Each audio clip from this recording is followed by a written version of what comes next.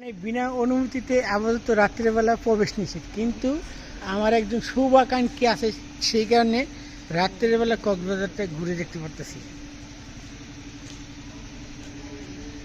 অচিরেই আপনারা জনসাধারণ জন্য খুলে দেওয়া হবে, কিন্তু এখন বন্ধ আছে। শুধু একটু পরিচিত থাকলে, কেউ পরিচিত থাকলে সেই কারণে ঢুকতে দেয়, অ্যালাউ করে, তারপরে সাবধানতার সাথে, কারণ নিরাপত্তাজনিত কারণে এই জায়গার ভিতরে কাউকে অ্যালাউ করে না।